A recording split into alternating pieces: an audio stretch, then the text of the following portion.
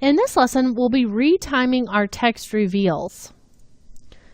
Okay, so this is going to be a really quick little lesson. We decided sort of at the last lesson that maybe we don't want to retime any of these pieces coming in, but our matching funding, federal funding, and our title of our graph could definitely stand to be retimed. So let's go ahead and all of these pieces here, we'll retime those at the same time as these. So let's go down to the bottom, and we have our match fund coin.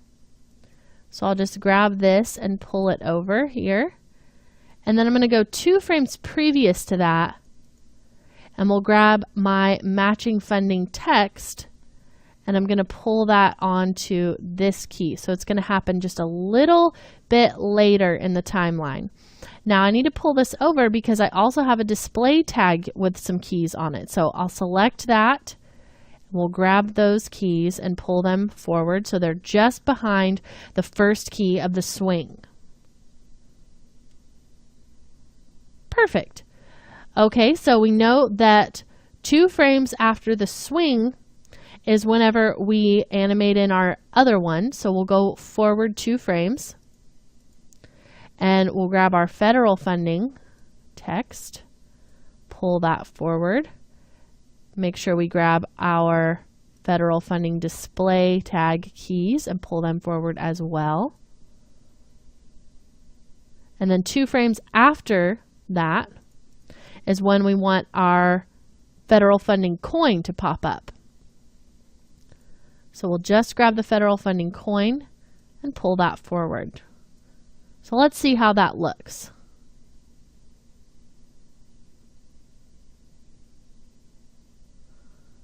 Okay, so it looks like something went a little bit wrong with our matching funding. So let's figure that out.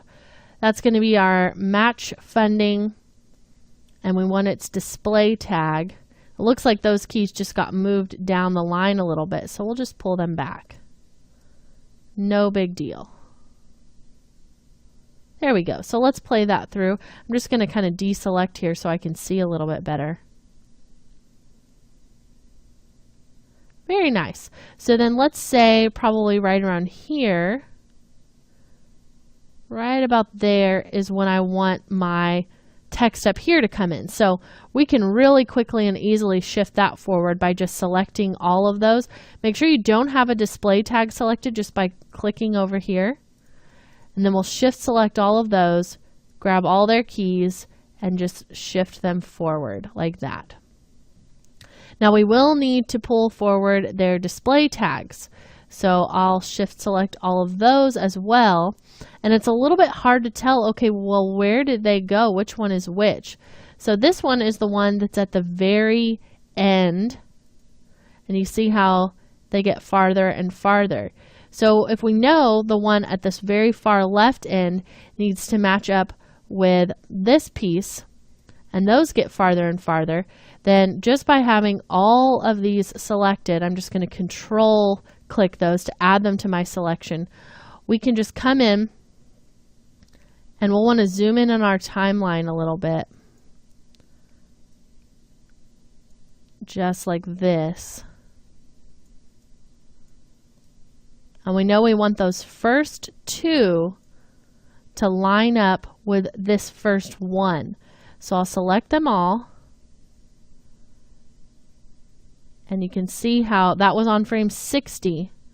So I need to have keys extending backwards 2 frames from 60. So you can see how I've got those 2 keys there, and then they just overlap. So let's see if it looks right, and we'll just play it back. So I'll just scrub forward. And we'll want to pull this out so we can see more. It looks like they all are appearing at the right time. Now you could do that one by one if you didn't feel comfortable kind of doing them all at once, but if you know what you're looking for, then it can save you some time to do it that way.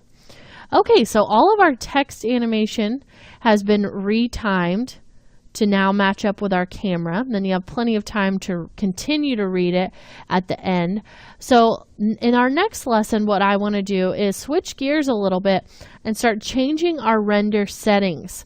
And we're going to be doing it for all of our graphs. So we'll have our other two graphs pulled up and just have them where we can get to them there in the window.